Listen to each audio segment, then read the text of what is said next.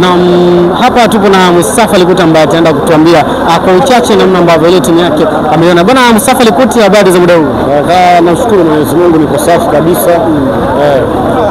Mchezo kwa ujumla maonaje? Simba ameweza kupata ushindi wa goli 3-0 dhidi ya TMA ya Arusha. Namshukuru Mwenyezi Mungu kwa kuweza kuwajalia wachezaji wetu kuweza kupambana vizuri, kusikiliza maelekezo ya mwalimu. Maelekezo ya mwalimu amefanyia kazi vizuri, tunaweza kupata ushindi, tunaweza kusogeza kwenye hatua nyingine. Kwa CRDB Federation, mashindano ya CRDB Federation ni mashindano magumu sana. Mashindano yatakiwa ucheze kwa umakini sana. Usipocheza kwa umakini unaweza ukapoteza mchezo na ukatolewa. Kwa sababu walivyotolewa ndugu zetu Azam wametolewa, Mtengete wametolewa. Kwa hiyo natakiwa ujiandae vizuri kwa sababu ya mashindano kiadharau ndio wanakuja kuzalisha timu ndogo kama hizi. Kabla ya game kuna kitu uliweza kusema kwamba mechi leo mtaondoka na goli 6 lakini tumezipata 3.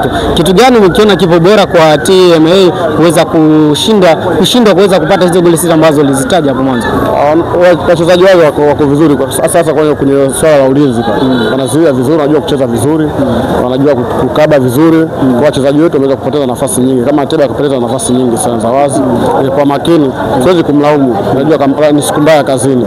Kwa makini angeondoka hata na goli 4 peke yake. Kwa ndio hivyo, na mimi mwalimu ataenda kulifanyia kazi kwenye uwanja wa mazoezi, ndio ataweza kufanya vizuri. Mchezo ujao ni dhidi ya Dodoma Jiji ambao utafanyika Ijumaa tarehe 14. Wewe kama mshabiki, kitu gani unajiona kwa timu yako kuelekea mchezo huo? Licha kuwa alipata ajali lakini mechi zao mbili wamepata matokeo mazuri sana. Kwa hiyo inaonekana kuna namna fulani hivi wamerudi wakiwa sawia kabisa. Mimi na imani hakuna mechi ngumu. Hamna mechi ngumu, cha msingi ni kujiandaa tu. Mwalimu, wachezaji na wote sisi mashabiki kama kawaida tuje kuisupport timu yetu. Mimi na imani maandalizi yakifanya mazuri tutapata matokeo mazuri. Hakuna mechi rahisi. Hii ni round ya lala salama. Kila timu imejiandaa kupata pointi 3 ili sishike daraja, wengine tutatafuta ubingwa. Kwa ndio hivyo. Na imani mwalimu atalifanyia kazi kwenye uwanja wa mazoezi, tutapata ushindi zaidi ya Dodoma na mechi zingine zinazokuja bila wasiwasi, kwa sababu tuna kikosi bora, tuna timu ambayo inaweza kupambana na timu yoyote.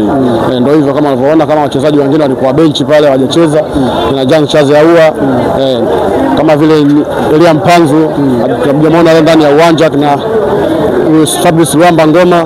Ndio hivyo, Steven Bose Mkwala ametoka kufunga goli 3 kule, leo hajacheza kabisa. Kwa hiyo na imani watafanya mambo mazuri zaidi ya. Nikushukuru sana. Asante sana.